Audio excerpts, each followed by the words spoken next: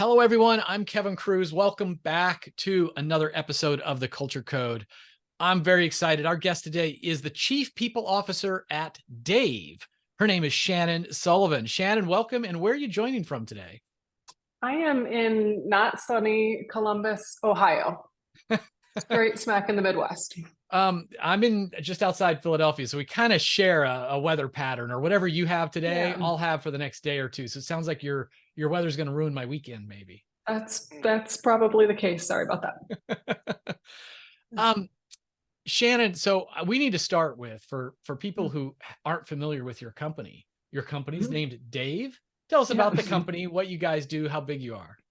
Yeah. So Dave was born because incumbent banks poorly serve everyday Americans. So our mission of the company is really to build products that level the financial playing field, particularly serving millennials and Gen Z Americans who, frankly, have long borne the burden of fees from traditional institutions. And one of the things I was shocked to learn when I joined Dave a few years ago is those fees can total up to $400 a year, which is incredibly burdensome for most Americans living paycheck to paycheck. So we really believe here at Dave that basic banking should be free. We build products that circumvent the traditional system and are really focused on enabling a better banking experience, regardless of your income or financial strata that you exist within. And so we have a free model where we offer free banking to, at this point, we're at over 9 million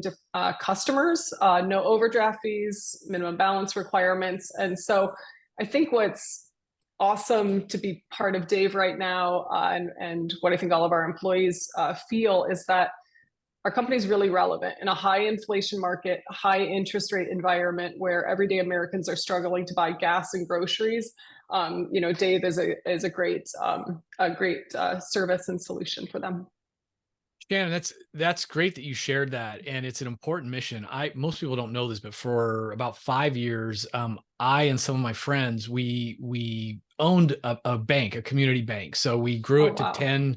10 branches, and then we sold it to a bigger bank. And I don't pretend to be an expert in banking. I try to be an Yeah. expert in leadership and culture, but Yeah. I saw from the inside what banks need to do to try to pay the bills, especially in from their side, a low interest rate environment. If I'm not making money on Yeah. interest, my Yeah. fees, my ATM fees, my bank Yeah. account fees, my savings fees, it was pretty crazy.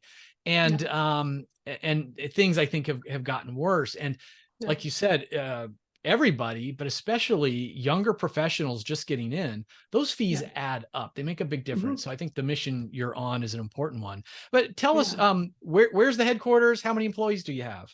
Yeah, so we're headquartered in Los Angeles, but we're a remote first employer and have been ever since the pandemic started in 2020. So we have employees or team members located all across the country at this point. We're in almost every state, so we're highly distributed, and there's about 300 of us right now. I think one important note is that even though we're remote first, we bring the company together often, and it's really by choice. There's no expectation, but we find that our team members still like that in-person connection. So we have quarterly QBR meetings where we get people together, functional team offsites. We have company parties, which are a lot of fun. So we hear from our team members that they love the remote first environment, but also the opportunity to get together and still connect in person. Yeah, it's great you shared that context, because I talk to chief people officers from all kinds of Yeah. companies, including some with tens of thousands of employees, some Yeah. that have people in the office. So understanding remote first, 300 employees is a great context, to, a lens to look at culture in a smaller remote organization. So describe what is the culture of Dave? Tell me about it. Yeah. So we are a values-driven culture. If you were to come here and be within our walls and meet with some of our team, I think one of the things, Kevin, you'd immediately feel is that folks that join Dave really care deeply about our members and the mission and approach our work with a customer-first mindset. We also, the other two things I point to often with our culture, especially when I'm interviewing candidates and they wonder what it's like to work here, as I say, this is a culture where everyone is helpful. There is no Like there's no I don't like it just it's hard, it's like just everyone is helpful. You start here and everyone lends out a helping hand. They want to help you get on board, help you feel part of the company. And we're also really, really transparent. And these are things that I'm here is kind of a differentiator and a bit of a moat for us when I talk to both our longstanding Daves who, have been here for a while, as well as our new hires. You might be the first CPO that's used, and I love it, that used the phrase moat, like culture as a moat. Yeah. Moats can great culture, you want to let the right people in, put that drawbridge down for the right people, Yeah. but you want to repel people that don't fit, who Mhm. aren't transparent, helpful, mission, Mhm. passionate about your mission. Yeah. So it starts with that hiring, of course. But what are some of the other ways that you sort of sustain the culture for the 300 Daves? Do you have a term for what you call each other? Dave colleagues, or is Yeah, there we actual call, yeah, Daves, which can Daves? then be weird because everyone's not Dave, but Daves. But you kind of get it Daves. when you're here. Yeah. Yeah, yeah. So Yeah. what do you do to sustain this culture? Yeah. So, like one of the things that I've been most passionate about in my career is culture building, and I'll get back to that moat because really like culture and building really authentic culture that's real and not just values on a poster that you remember every once in a while when you look at it. But building real authentic culture is a moat because it's hard to replicate. Other companies can try, but it's hard to do it authentically. And so, but you've got to be really deliberate about how you do that. And so there's a few things that I guess I could share that I would point to that I think are really help us sustain our culture. So one of those is ever since the company came into being, we committed to doing weekly all hands, and that hasn't changed as we've grown, scaled the company. We've gone from everyone being in the office to being remote, and so every week we gather the entire company for an all hands. It's more than just a meeting. It's a real important touch point for our team. As I mentioned, this is a team that's really deeply connected to our members and our mission. And each week we kick that off with a member testimonial. So a live video interview with a customer where they tell us how they used our product. And I think most importantly, they tell us what we should do better. And that could be something we need to build that they want and we haven't done for them. That could be an experience they had with us that should have been different. And that just like really brings you immediately back to like, why are we here? And we do that every single week. We then, within those meetings, we move on to, this gets to the transparency of our culture. We highlight something in the company that's really important for people to know. It could be work that recently shipped in our learnings, like what went well, what didn't. Yesterday at our all hands, we shared a deep dive into our most recent engagement survey results and shared, again, what's working, what's not, what are we committed to doing better. And so I think those are that's just like a really meeting that's emblematic of our culture. Other things that we do, so we have affinity groups and monthly cultural events that I think are, as we've expanded the team from this like homogeneous LA-based team to being in almost every state across the US, that brings up just different people, different walks of life, backgrounds. And so those events bring people together and I think are emblematic of a value that we have, which is better together. I know I've said a lot, but one more if I can slip it in, because this I think is one of the most strategic things we've done that is supports our culture is we run the company through a framework called, or by a framework called OKRs. So most people in tech use OKRs, so that's objectives and key results. And they use them typically to run the business, but people are part of the business. We exist because of the team we have. And so one of the things I'm proud of is that we have an objective focused solely on our people, and it's about empowering Daves to do their best work. And this is not just an objective that's owned by me or the leadership team or just the people team. Every department creates action plans against supporting that objective. And then we measure how we're doing that in our biannual engagement surveys. And then we like replan at a department level how we're going to change change what's not working and keep reinforcing what does. And I think it's really become part of our the kind of the way we work here at Dave and intentionally building culture. Yeah, it certainly is intentional, and it is rare for me to hear about weekly all hands. I mean, because those are a lot of work, right? It's a big commitment for Yeah. everyone. It's a big opportunity cost throughout the organization to be coming together like that. And Yeah. clearly it's been a strong point. And you're right, the Yeah. OKRs, too often it's about sales and shipping and all the rest. Mhm. It's great that you're treating the people side, the culture side, just as strongly. And Yeah. I'm really curious because listeners know I'm passionate about leadership development, frontline managers. They're the key to employee engagement. Mhm. And you've got 300 Daves, which means you do not Mhm. have a very big budget to invest. Mhm. I'm just guessing that maybe you've got 50, 60 frontline managers, something like that. Mhm. So what are you doing to support them? Yeah, so when I joined Dave 3 years ago, so at that time we are I think between 100 or 150 folks. While I asked a ton of questions in my interview process because I wanted to know what I was walking into, one of the things that I thought was, we're probably not going to have great managers. It's a startup. It's probably not something that's been, prioritized. But I feel so lucky because I was so pleasantly surprised. So when I came into Dave, a few months later, we started implementing the engagement action planning and surveying to get some again, be strategic at data on our workforce. And from that first survey to 7 surveys later, one of the dimensions within engagement that consistently scores best in class, 80 to 90% favorable, are all of our questions related to people's experience with their direct manager. And things we hear or see is the majority of the company believes their manager gives them useful feedback on their performance. They feel their manager keeps them informed about what's happening across the company. And this is just so critical because we're in a remote first environment, and managers are like so important in that environment to keep their teams together, motivated, and all of that. And so the thing I'll say there, Kevin, is so when I walked in, we were already doing pretty well, but I'm like you'll maybe get this sense throughout this interview. I don't like to leave anything to chance. Some people call me a control freak. I call it intentional.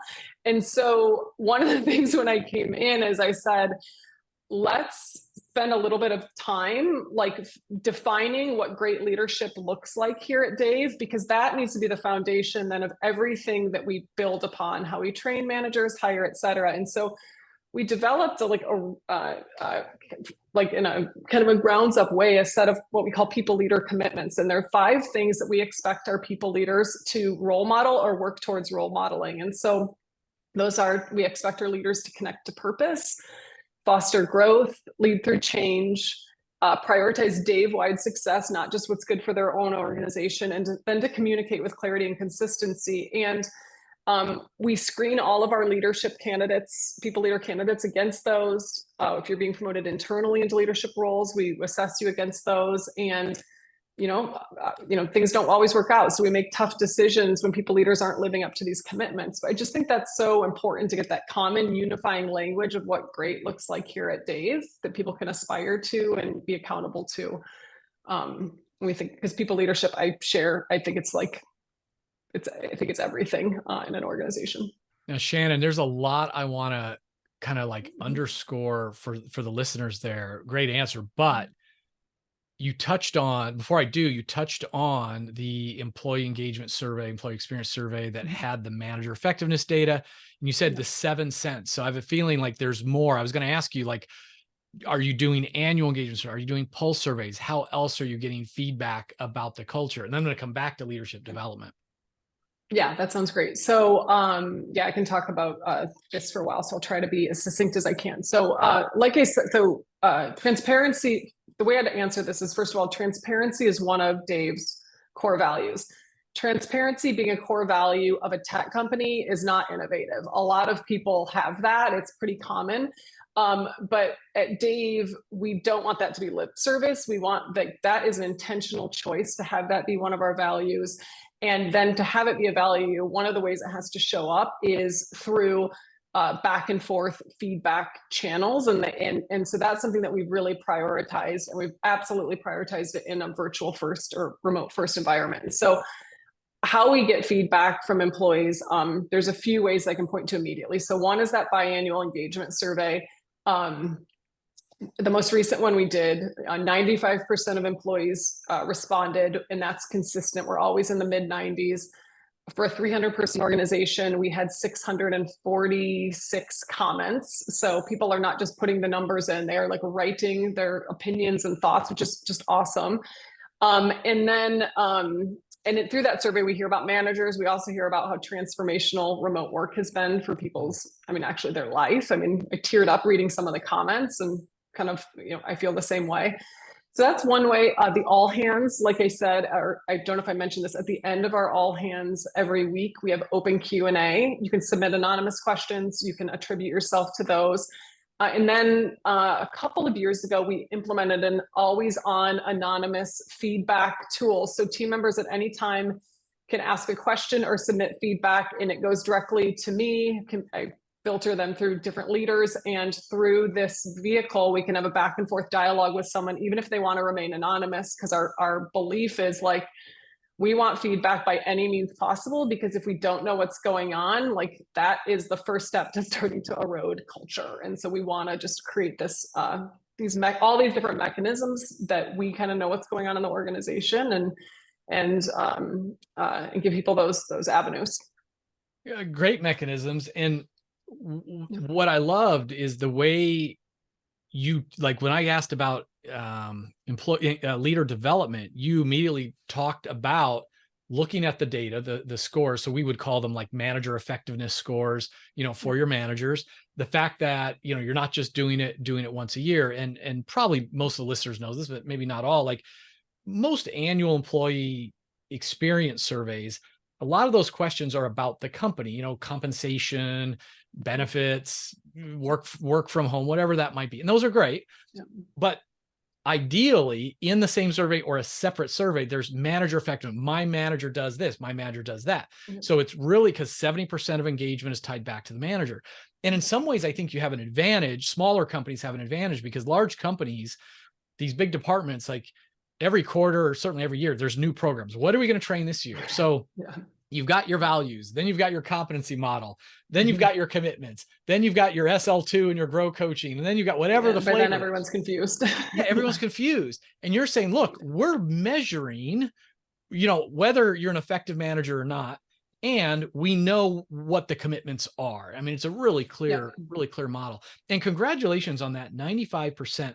I've looked at, I don't know, hundreds of engagement surveys from 100 companies in decades. And before I look at the actual scores, I go right into that participation, because if it's, you got a 50, 60% participation rate, you're like, okay, that's a disengaged workforce. They either don't even care enough to take the survey, or they don't trust you that it's confidential. Anything 80 above is good. 90 is unheard of. So, I mean, that is incredible that you're maintaining that. So good job on that. No, thank you. I mean, we share similar thoughts there. It's the number I care the most about, even before I care about actual engagement, because I feel like, in addition to what you said, if folks are taking the time to respond, then one other thing that's happening is they believe there's going to be a change or something sustained because they did. And so that's my first thing, that's what my team is always focused on. It's like, how do we get in the leadership team? How do we maintain that level of participation? Because that's our first stage to, like, are we doing something right? And then obviously we drill into all the data. So yeah, I'm pretty proud of it too. Yeah, it's great. Well, you've shared so many great programs already, but any other special initiatives or results that you would want to share or chat about? I think two things I think I could share. So I had mentioned we have the very specific people-focused OKR.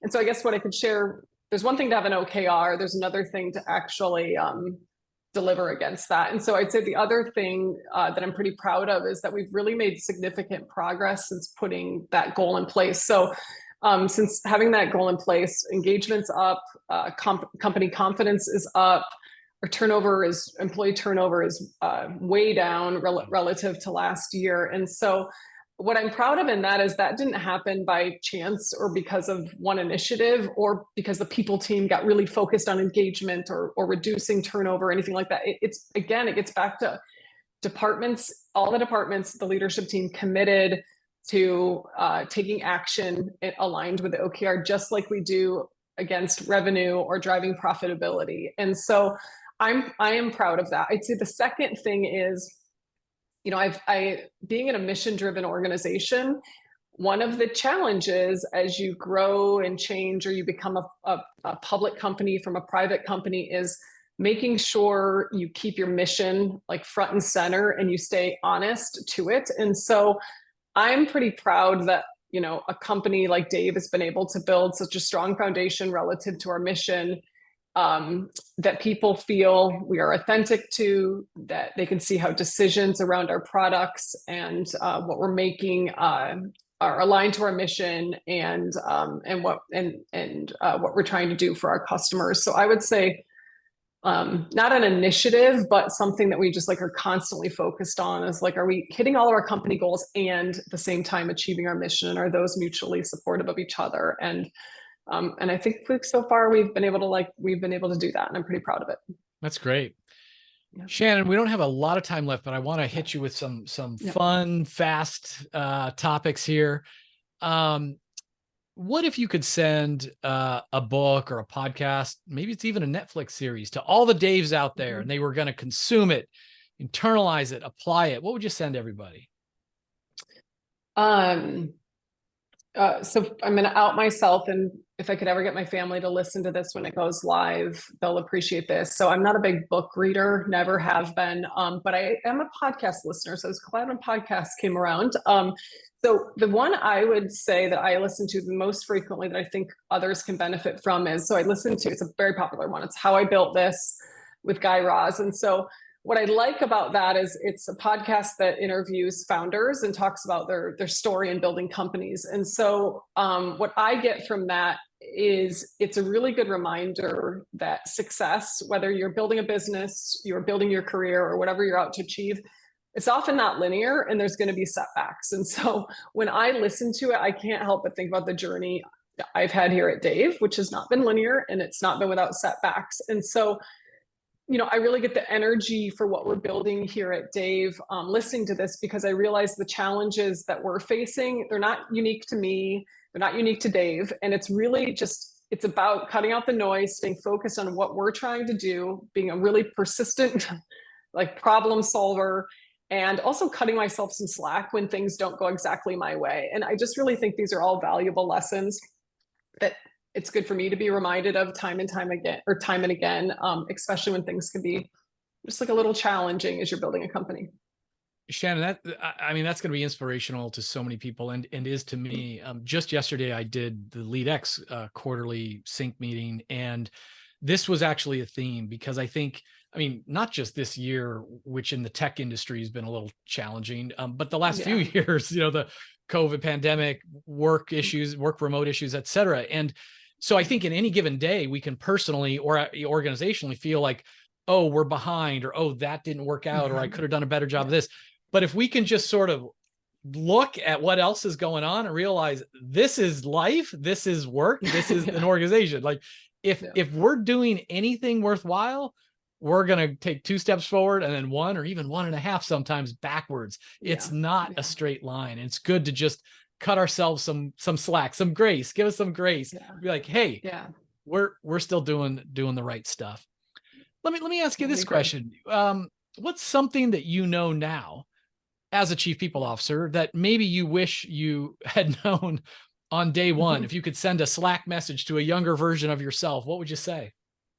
Yeah, there's a few things. I think the thing that sticks out the most, I've actually used this to have coaching conversations with others, is, so I wish earlier in my career I had prioritized more developing the kind of crucial cross-functional, like influencing skills that are so essential to being a chief people officer. So to put that in so today I spend on average probably 30% of my time each week coaching my leadership team peers on how to have difficult conversations, how to share tough feedback with each other, how to navigate the business, not just as what's good for marketing or what's good for tech, but like what's good for the entire organization and how can we lead in that way. And so I really think influencing difficult decisions, making hard people decisions, communicating with authenticity is something I'd encourage like everyone to do, regardless in practice, regardless of what level you're at. And so if you're an HR professional coming up through the ranks,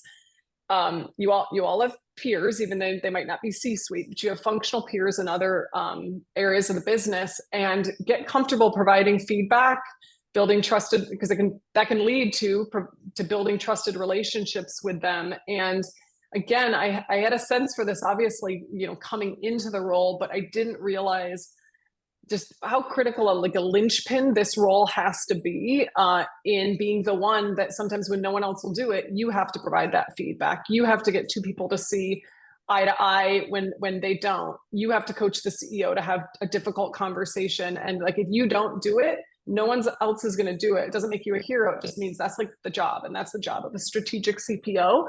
And so practice it, because you can't read about it and just learn it. You got to learn through doing. Yeah. Yeah. We're doing this interview. I'm chatting with you here in October of 2023. So the new year is only a couple months away. What's going to be a priority for the people team at Dave? Yeah. So you were hinting at a few minutes ago, Kevin, all the layoffs, and I think it was like the turnover in the tech industry and all that. And so I guess I'd pivot off of that. So, as CPOs, folks focused on, understanding what's going on in businesses and leadership, we've witnessed so many significant changes in a short period of time. So there's the pandemic, we had the remote work revolution, then everyone resigned. It was like a great resignation. Then companies decided to resign you, so everyone got laid off. And now most recently we have this reversal of the remote work revolution. Doesn't work anymore. Now everyone has to come back to the office.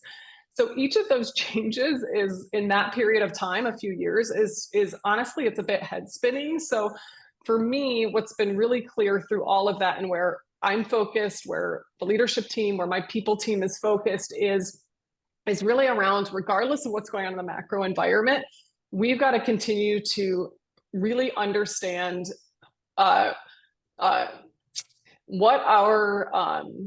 we've got to really understand our workforce. We got to know exactly why they stay with Dave and what's going to put them at risk for going elsewhere, because we've built a really good team with some really high caliber team members, and we need to retain them. And so retention is a key priority. And so it's great. I love that we have really solid managers, because managers are a linchpin to that. We also have a powerful mission. Our mission, I think, frankly, is a moat, but it's only a moat so long as team members continue to believe that we are delivering against our mission for our customers, and that they have a role in that and a part in that. And so I think there can be an inherent tension sometimes that creeps up between you're a for-profit public company marching towards profitability, and we need to ensure that this mission remains a top priority. And so I'm really focused on ensuring that those two goals are additive to one another, that when we win, our customers win, and helping everyone see that, and ultimately really focused on retaining, and getting the most out of the great folks that we have here at Dave.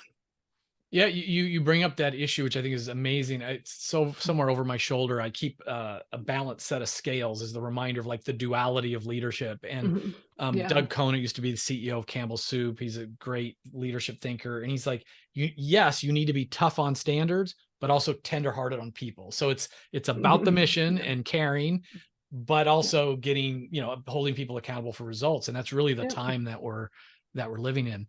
And in the time that we're living in, there's so much change, tech change, AI, economic change, so much going on. What's the most exciting thing about Dave for you right now? So I've been here for just over 3 years. There's been tremendous highs. I mean, we've had a lot of fun and accomplished a lot, and there's definitely been some lows we've led through. But when I zoom out, what I'm most excited is, and why I stay, is everything's up and to the right. I feel like we're more clear than ever on our mission, and specifically how we're going to get there. We're really putting points on the board as it relates to our key metrics, business metrics, people metrics. And like I mentioned earlier, look around, and we've been able to hire and retain a really good team of people that are not only excellent at their roles, but they're deeply committed to the culture that we're building and being a part of that. And so, just it all boils down to what excites me is I'm just confident. I'm confident in the future of this company and what we're going to be able to achieve. And that's why I stay. That's why I'm having fun. Love it. Chief People Officer at Dave, Shannon Sullivan. Thank you for spending some valuable time on a late Friday afternoon for both of us. And thanks for fighting the mission that you're pursuing, Thanks for investing in culture, and thanks for sharing some of your wisdom. Yeah, thanks, Kevin. This has been fun.